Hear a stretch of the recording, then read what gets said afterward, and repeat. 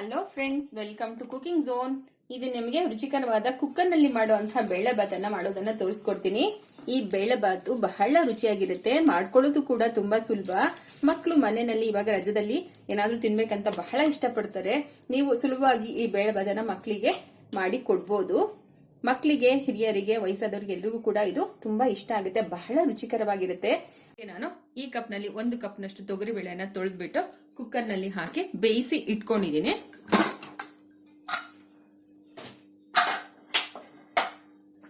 ಒಂದು 2 ವಿಜಿಲ್ ಬರೋವರೆಗೂ ಇದನ್ನ ನಾವು ಬೇಯಿಸ್ಕೋಬೇಕು. ಈಗ ಬೇಯಿಸ್ಕೊಂಡಾಗಿದೆ, ಇದಕ್ಕೆ ಸ್ವಲ್ಪ ನೀರನ್ನ ಹಾಕೊಳ್ಳೋಣ.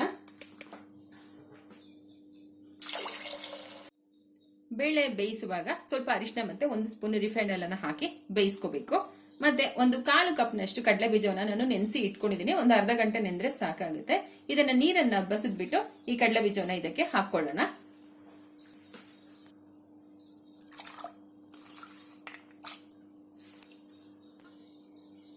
ಇದಕ್ಕೆ ನಾನು ಕಟ್ ಮಾಡಿರುವಂತ ಬೀನ್ಸ್,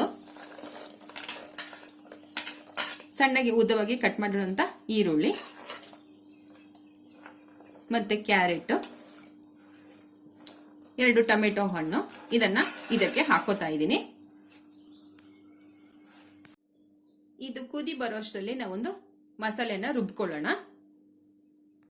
ತವನ್ನ ಸ್ಟವ್ ಮೇಲೆ ಆನ್ ಮಾಡ್ಕೊಂಡಿದ್ದೀನಿ. ಇದಕ್ಕೆ 1 ಸ್ಪೂನ್ ಅಷ್ಟು ಕಡಲೆಬೇಳೆ,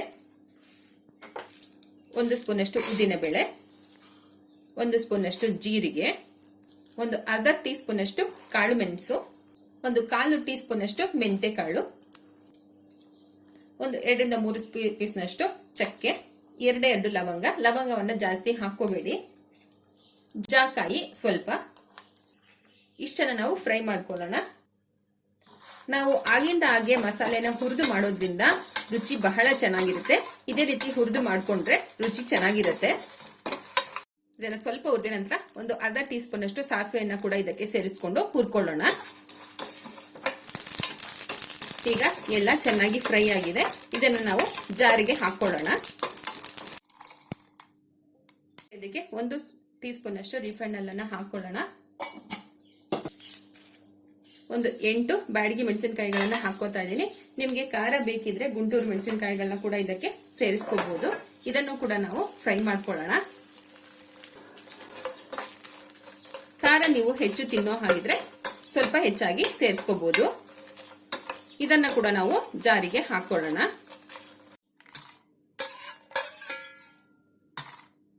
ನಾವು ಸ್ವಲ್ಪ ಇಂಗುವನ್ನ ಹಾಕೊಳ್ಳೋಣ, ಅರಿಶಿನವನ್ನ ಹಾಕೊಳ್ಳೋಣ. ಇವಿಷ್ಟನ್ನ ಮೊದಲು ಸ್ವಲ್ಪ ಕ್ರಶ್ ಮಾಡ್ಕೊಳ್ಳೋಣ. ಮಾಡ್ಕೊಂಡಾಗಿದೆ. ಇದಕ್ಕೆ ನಾವು ಒಂದು ಅರ್ಧ ಚಿಪ್ನಷ್ಟು ತೆಂಗಿನಕಾಯಿ ಚೂರುಗಳನ್ನ ಹಾಕೋತಾ ಇದ್ದೀನಿ. ನೀವು ತೆಂಗಿನ ತುರಿಯನ್ನ ಬೇಕಾದ್ರೂ ಇದಕ್ಕೆ ಹಾಕೋಬಹುದು. ಇದನ್ನ ಕೂಡ ನಾವು ಒಮ್ಮೆ ಕ್ರಶ್ ಮಾಡ್ಕೊಳ್ಳೋಣ. ಈಗ ಕ್ರಶ್ ಮಾಡ್ಕೊಂಡಾಗಿದೆ. ಇದಕ್ಕೆ ಸ್ವಲ್ಪ ನೀರನ್ನು ಸೇರಿಸಿ ನುಣ್ಣಗೆ ರುಬ್ಕೊಳ್ಳೋಣ. ಇದನ್ನ ನುಣ್ಣಗೆ ರುಬ್ಬಿಕೊಂಡು ಆಗಿದೆ. ಇದನ್ನ ನಾವು ಕುದಿತಾ ಇರುವಂತಹ ಮಿಶ್ರಣಕ್ಕೆ ಸೇರಿಸ್ಕೊಳ್ಳೋಣ. ಹಾಕುವಾಗ ಸ್ವಲ್ಪ ನೀರಾಗಿ ಮಾಡಿ ಹಾಕೊಳ್ಳಿ, ಇಲ್ಲಾಂದ್ರೆ ಗಂಟಾಗತ್ತೆ. ಹಾಕಿದ ತಕ್ಷಣ ಒಮ್ಮೆ ನಾವು ಎಲ್ಲವನ್ನ ಮಿಕ್ಸ್ ಮಾಡ್ಕೊಳ್ಳೋಣ. ಇದಕ್ಕೆ ಸ್ವಲ್ಪ ನೀರನ್ನ ಕೂಡ ಸೇರಿಸಿ ಹಾಕೊಳ್ಳೋಣ.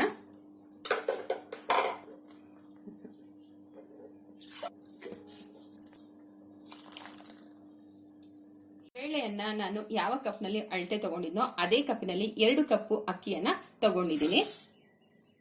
ಇದನ್ನ 1-2 ಸಾರಿ ನೀರು ಹಾಕಿ ಚೆನ್ನಾಗಿ ತೊಳೆದುಕೊಳ್ಳೋಣ. ತೊಳೆದ ನಂತರ ನೀರನ್ನ ಶೋಧಿಸಿದಂತ ಅಕ್ಕಿಯನ್ನ ನಾವು ಇದಕ್ಕೆ ಸೇರಿಸ್ಕೊಳ್ಳೋಣ. ಇದಕ್ಕೆ ನೀರಿನ ಅಳತೆ ಏನೂ ಇಲ್ಲ, ಒಂದು ಅಂದಾಜಿನಲ್ಲಿ ನೀರನ್ನ ಹಾಕೋಬೇಕು. ಇದು 5 ಲೀಟರ್ನ ಕುಕ್ಕರ್. ನಾನು 1/4 ಭಾಗ ನೀರು ಬರೋ ಹಾಗೆ ಇದಕ್ಕೆ ಹಾಕೊಂಡಿದ್ದೀನಿ. ಇದಕ್ಕೆ ರುಚಿಗೆ ತಕ್ಕಷ್ಟು ಉಪ್ಪನ್ನ ಹಾಕೊಳ್ಳೋಣ. ಒಂದು ಸಾರಿ ಎಲ್ಲವನ್ನ ಚೆನ್ನಾಗಿ ಮಿಕ್ಸ್ ಮಾಡ್ಕೊಳ್ಳೋಣ. ಇದಕ್ಕೆ 1-2 ಸ್ಪೂನ್ ಅಷ್ಟು ಹುಣಸೆ ಹುಳಿಯನ್ನ ಹಾಕೊಳ್ಳೋಣ. ಹುಳಿ, ಉಪ್ಪು, ಖಾರ ಒಮ್ಮೆ ಈ ಟೈಮ್ನಲ್ಲಿ ನೀವು ಚೆಕ್ ಮಾಡ್ಕೊಳ್ಳಿ. ಎಲ್ಲವನ್ನ ಒಮ್ಮೆ ಚೆನ್ನಾಗಿ ಮಿಕ್ಸ್ ಮಾಡಿಕೊಂಡು, ಆಪ್ಷನಲ್, ನಿಮಗೆ ಬೇಕಿದ್ರೆ ಸ್ವಲ್ಪ ಬೆಲ್ಲವನ್ನ ಹಾಕೊಳ್ಳಿ, ಟೇಸ್ಟ್ ಬ್ಯಾಲೆನ್ಸ್ ಆಗುತ್ತೆ. ಹಾಗೆ ಇದಕ್ಕೆ 1 ಸ್ಪೂನ್ ತುಪ್ಪವನ್ನ ಕೂಡ ಹಾಕೊಳ್ಳೋಣ.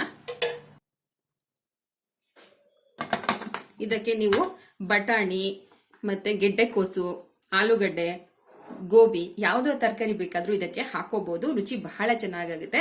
ಇದನ್ನ ನಾವು ಎರಡು ವಿಜಿಲ್ ಕೂಗಿಸ್ಕೊಳ್ಳೋಣ. ತವಾಗೆ 1 ಸ್ಪೂನು ತುಪ್ಪವನ್ನು ಹಾಕೊಳ್ಳೋಣ. 2 ಸ್ಪೂನು ರಿಫೈನ್ ಆಯಿಲ್ ಹಾಕೊಳ್ಳೋಣ. ಸಾಸಿವೆಯನ್ನು ಹಾಕೊಳ್ಳೋಣ. ಸ್ವಲ್ಪ ಜೀರಿಗೆಯನ್ನ ಕೂಡ ಹಾಕೊಳ್ಳೋಣ. ಇದಕ್ಕೆ ನಾವು ಗೋಡಂಬಿಯನ್ನ ಹಾಕೊಳ್ಳೋಣ. ಗೋಡಂಬಿ ಫ್ರೈ ಆದ ನಂತರ ನಾವು ಒಂದು ಒಣಮೆಣಸಿನಕಾಯಿ ಚೂರನ್ನ ಮಾಡಿ ಹಾಕೊಳ್ಳೋಣ. ಹಾಗೆ ಕರಿಬೇವನ್ನ ಕೂಡ ಹಾಕೊಳ್ಳೋಣ. ಸ್ಟವ್ ಅನ್ನ ಆಫ್ ಮಾಡ್ಕೊಳ್ಳೋಣ. ಈಗ 2 ವಿಜಿಲ್ ಅನ್ನ ಕೂಗಿಸ್ಕೊಂಡಾಗಿದೆ. ನಾನು ಲಿಡ್ ಅನ್ನ ಓಪನ್ ಮಾಡ್ತಾ ಇದ್ದೀನಿ. ವಿಜಿಲ್ ಎಲ್ಲ ಹೋಗಿದೆ, ತಣ್ಣಗಾಗಿದೆ. ಇದನ್ನ ಒಮ್ಮೆ ಚೆನ್ನಾಗಿ ಮಿಕ್ಸ್ ಮಾಡ್ಕೊಳ್ಳೋಣ.